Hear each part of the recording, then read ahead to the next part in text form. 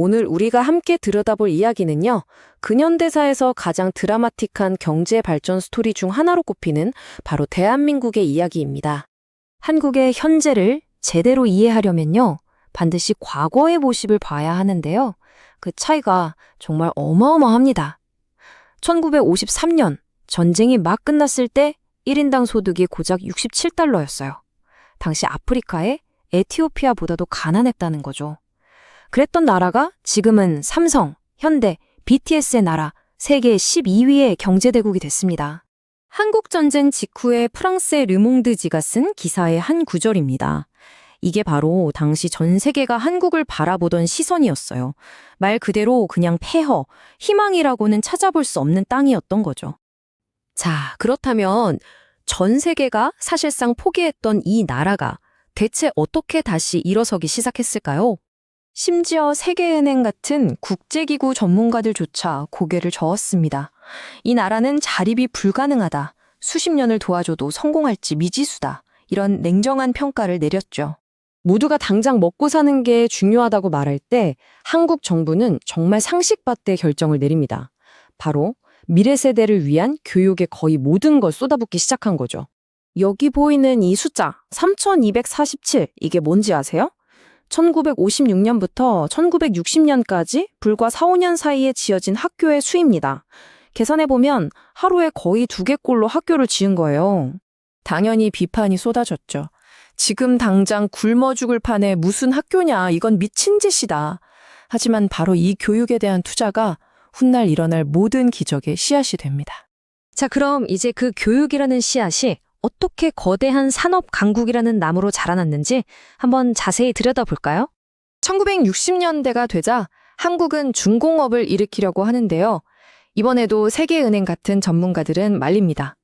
자원도, 자본도, 기술도 없는데 무슨 제철소냐. 경쟁력이 없을 거다. 한마디로 어림도 없다는 소리였죠. 그런데 한국은요, 보란 듯이 그냥 지어버립니다. 이게 바로 한국의 성장 패턴을 아주 잘 보여주는 대목이에요. 회의적인 시선은 무시하고 일단 미래를 향해 밀어붙이는 거죠.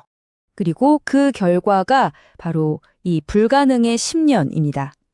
경부고속도로를 기록적인 속도로 완공하고 세계 최대 규모의 조선소를 짓고 모두가 안 된다던 제철소는 가동 첫 해부터 흑자를 내버립니다. 정말 세계가 깜짝 놀랄 만한 속도였죠.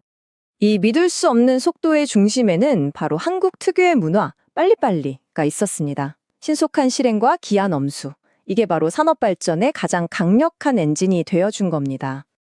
자, 이 그래프를 보면 정말 재미있는데요. 한국이 얼마나 야심찬 목표를 세웠고 또 그걸 어떻게 뛰어넘었는지 한눈에 보여줍니다. 1971년까지 10억 달러 수출이 목표였는데 2년이나 앞당긴 69년에 달성해버렸고요. 80년 목표였던 100억 달러는 무려 3년이나 빠른 77년에 돌파해버립니다.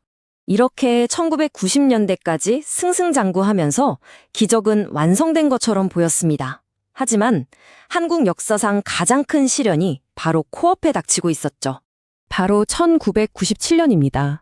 아시아 전체를 휩쓴 금융위기가 한국을 덮쳤고 그동안 빚을 내서 성장해왔던 경제는 한순간에 무너져 내립니다.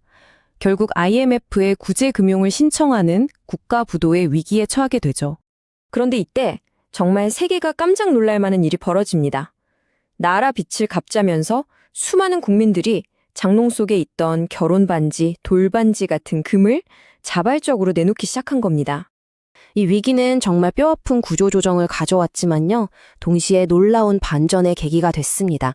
보세요. 1998년에 마이너스 5.2%였던 성장률이 불과 1년 만에 플러스 5.4%로 수직 상승합니다.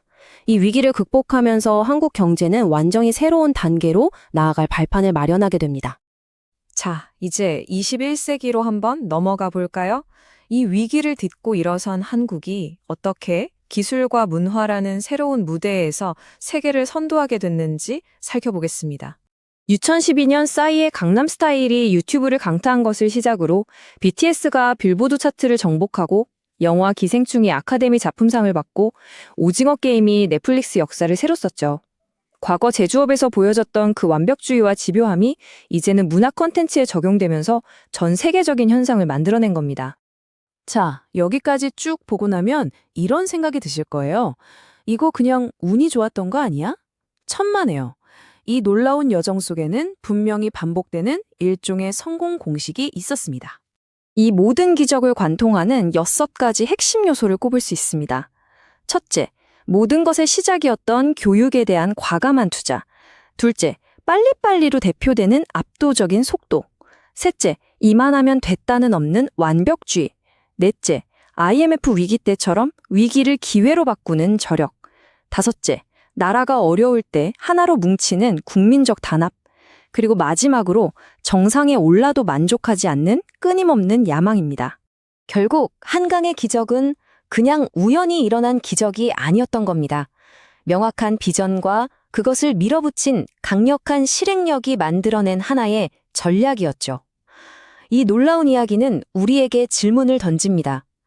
과연 이들의 다음 70년은 또 어떤 모습일까요?